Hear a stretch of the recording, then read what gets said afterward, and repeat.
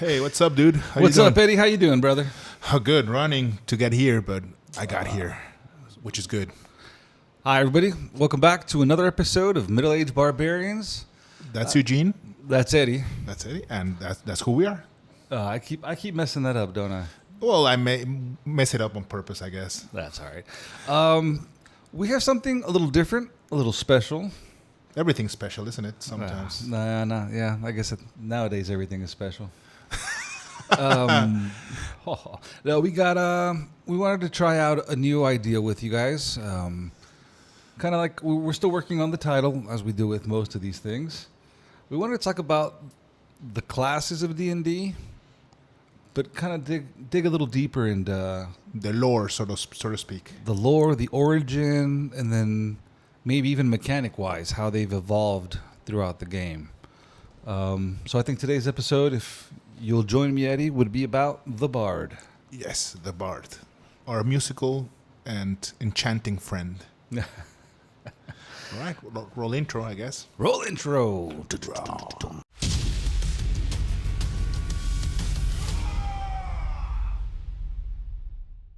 So, the Bard. What's up with Bards? Let's start with the beginning. What do you think is a Bard, as in general? What's your image of a Bard? Well, I think the current image of a bard in D&D at least is the adventurer that has some creative talent that manages to channel it through arcane means and help the party and hinder the foes. I guess would be Basically. the way I describe bard now. Yeah, it's interesting how you mentioned artistic talent because. Well, I have to broaden the definition with the changes coming. Yes, of course, the dancing Bard, our new favorite. Yeah.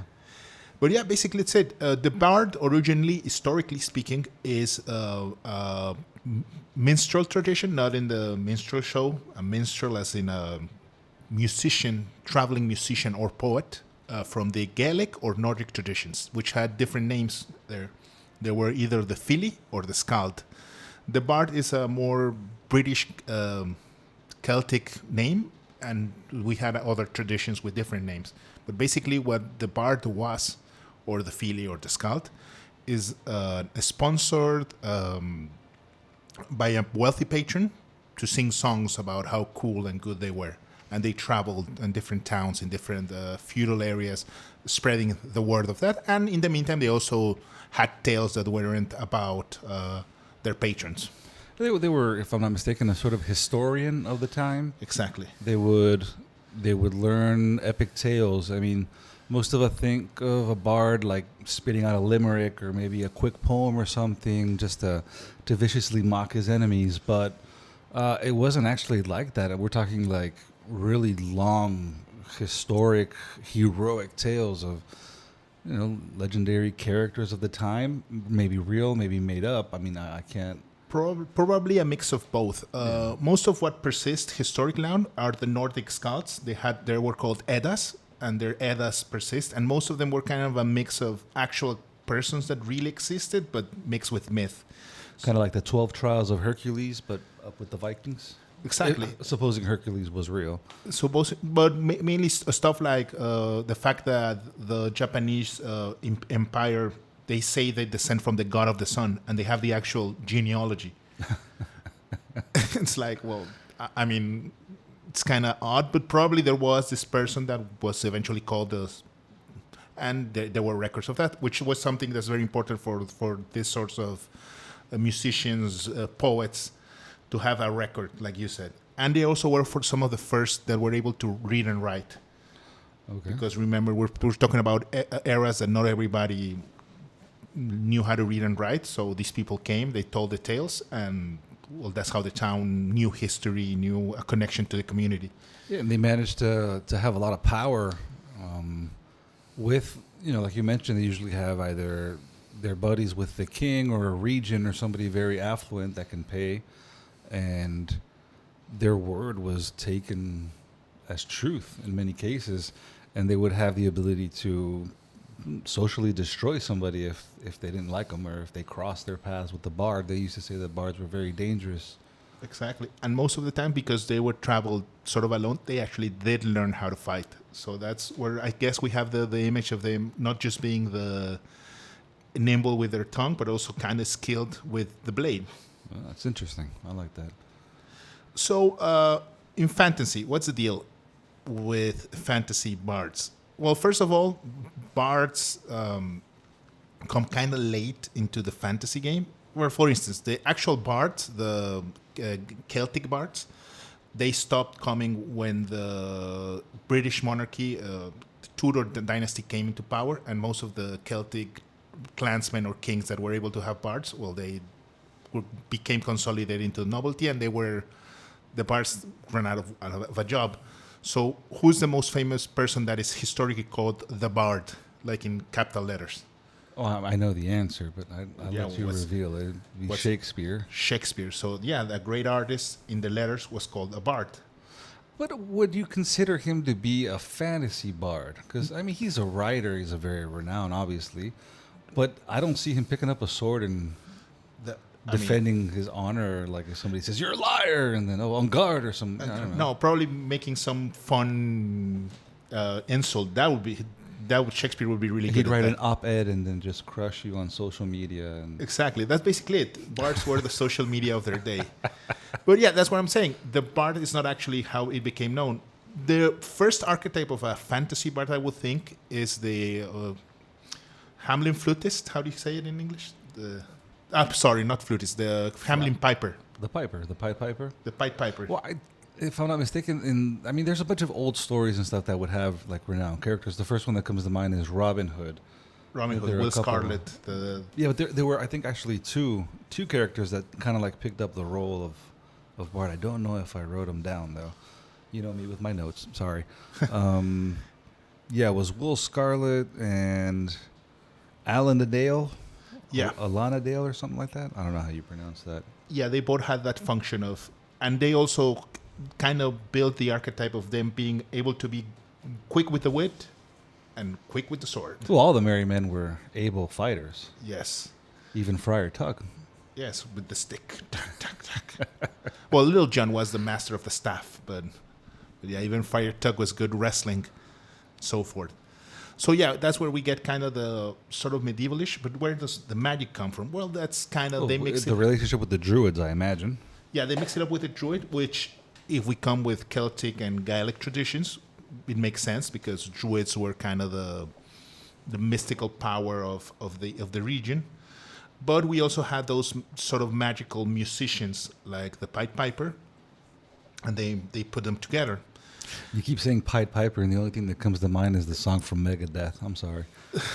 Also, I don't know if you saw how it was in Silicon Valley, the name of that series. No. Their company's called Pied Piper. It's pretty funny. I'll pass you a clip later. It's not safe for work, the clip, so it's not for sharing now. And yeah, well, we have that sort of thing. They also kind of come with a role of the power of music and words as a magical power. I wanted to kind of, I think it's an influence. If not, it's something that I really recommend you check out. Have you ever heard of Earthsea? Tales of Earthsea. It's a fantasy series. No, I haven't. The evil producer has seen it. It's good. Earthsea? Earthsea, like the soil and water. Okay. Basically, the magic system, to call it magic system is kind of odd, but the way magic works in that world is that you learn the true name of things, and by learning the true name, you can change them. Mm-hmm. So it kind of makes sense, like in this bardic way of the power of words and music. And music is kind of, music not so much, but it's more words, poetry. It's very important because everything that is named, you can change it. I was thinking, like, what would be like some modern references of media, like bards portrayed in modern media and stuff. And I mean, I think of the oh my god, I just forgot his name. Obviously from The Witcher. Oh, Dandelion. Yeah. Yeah, Dandelion is the archetypical modern fantasy bard. Yeah, that's exactly what I think of when I think of a bard. I also remembered, and it was a great role. I mean, I wish it was a little bit better. It's a guilty pleasure, kind of. A Knight's Tale. Yeah, Chaucer. With Heath Ledger. Yeah, Yeah, That's his Chaucer. name, the Chaucer. The way he presents himself, like, hey man, I'll do anything if you got a coin. I'll write you up any papers you want. I'll sing your songs. I'll even get people to dance in the royal court. And Yeah, I'll do it. And yeah, that's very bardic. And yeah, the humor, which is kind of the modern perception, because if we think of the ancient bards, it was kind of a big deal and serious role. You were the voice of the king, and you had the responsibility of the records. You were like important. And now there's this funny kind of scoundrelly kind of sort of thing going on with them. I wrote one other down. I'm just trying to look, see where. And Dilios from Dilios from 300. This is Sparta. Oh yeah, the That survivor. would kind of be like, Yes. I guess like a form of a bard fighter maybe. Yeah, of course. Yeah, because the relationship with music and it kind of has a poetic meaning of life and death, and sort of warriors coming into this. They kind of have a little bit of art, which also, I mean, it's not a stretch, but it's kind of an influence. I like to think that it exists in the modern bard is how the Japanese saw art as part of the samurai way of life. I don't know if you know this, but surely you do, because you do love your samurai. But remember how before they committed seppuku, they had to do a death poem. That's part of the tradition. You had to do like your will was in the form of a poem.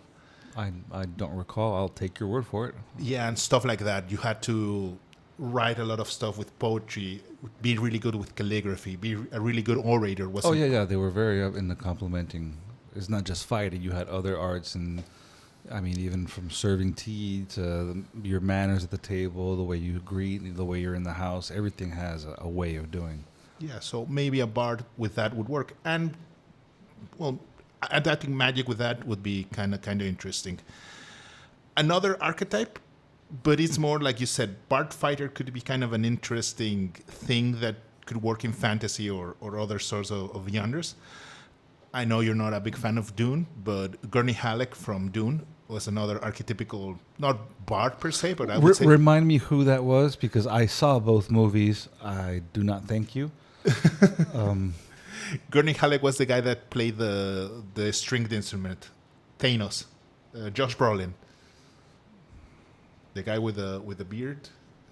The teacher? The teacher, yeah. Oh, I didn't even notice him playing instruments or anything. Yeah, he plays. I mean, the book is way more expanded, but he played a song speaking how it was the miseries of living in Arrakis and collecting spice when he became a smuggler. But in the book, he plays a lot of more music. I mean, there's a lot something they probably cut out then. Yeah, obviously. I mean, it's a miracle they put it in, because in all the other adaptations, they kind of omit that he's a musician, but it's important. Well, I mean, if we go back and we look at the evolution of the bard in Dungeons and Dragons itself, I'm gonna look down. First edition, because I looked all the editions up. I got all the books out. I looked and see where they were. The bard was kind of like it was something extra. It wasn't even in the main classes. It was an additional class in the appendix. It was actually right next to the psionic class, which I was surprised to see was around since first edition. I didn't realize that.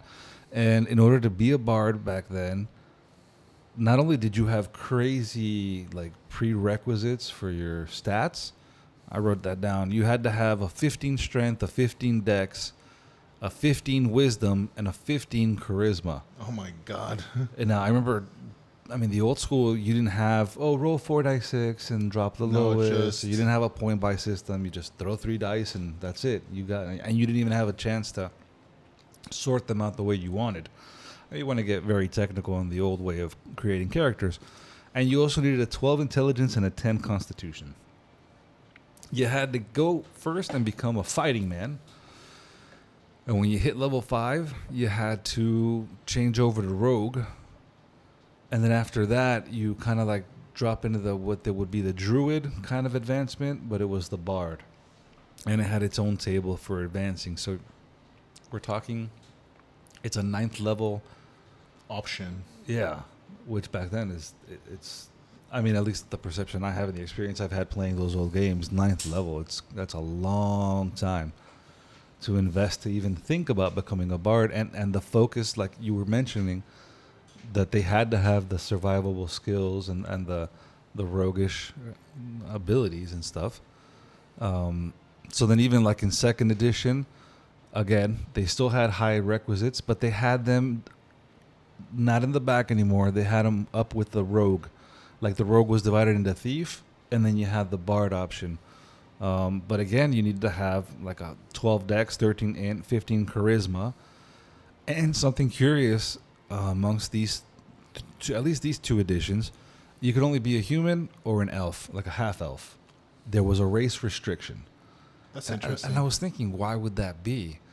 And then farther along in my investigation, the same thing like answered me, because usually humans and half elves are, since they have shorter lifespans, or they're not involved in these very, very long traditions, they go out and they adventure and they learn the stories, and it's more like that was kind of like the justification, at least that I understood.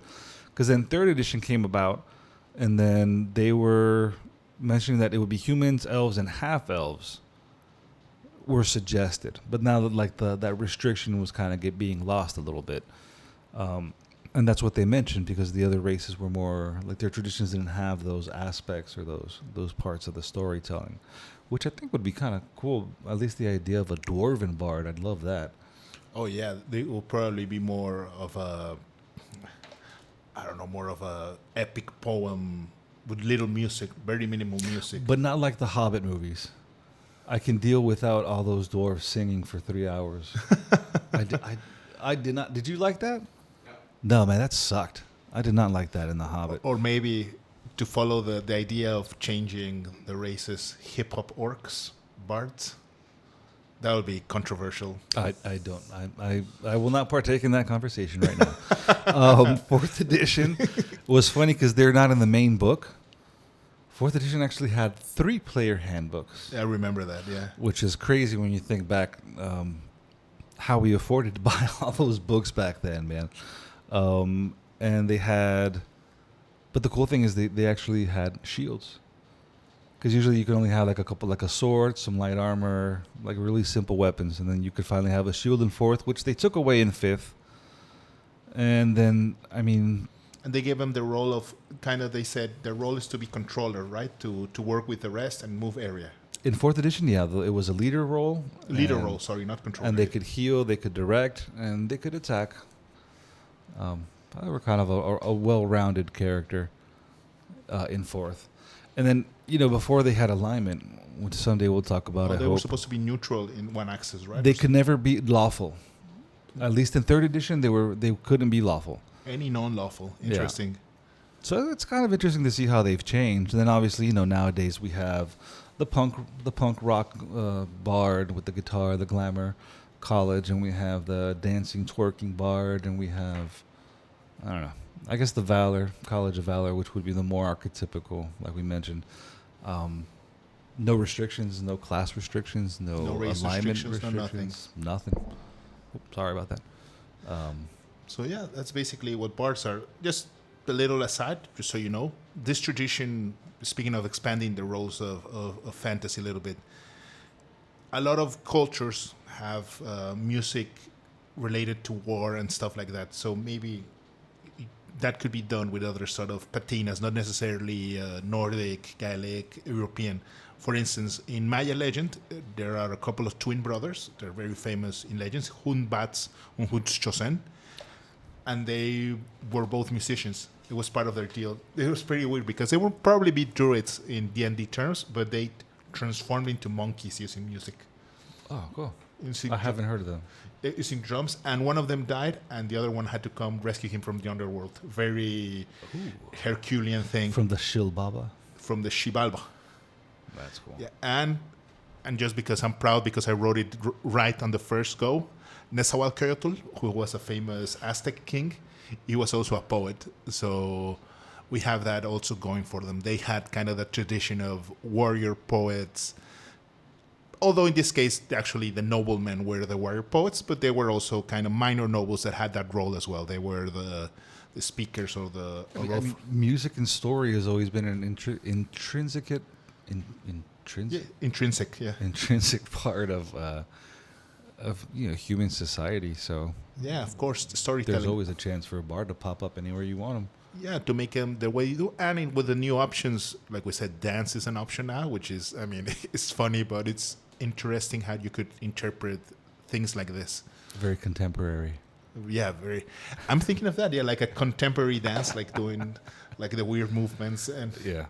or maybe ballet or something like that. I'm gonna leave you all some homework. I want you to look up who Egil Skallagrimsson is. I'll check it out myself. Egil Skallagrimsson. I read it when I was researching all this stuff. That's a crazy story. Right. So I think that's the time because the evil producer has stuck up this little red thing twice. I don't know exactly what he means, but I think he means. Yeah, we took a little bit longer than usual, but I mean, it's been a pleasure talking to you guys, and Yeah, it's.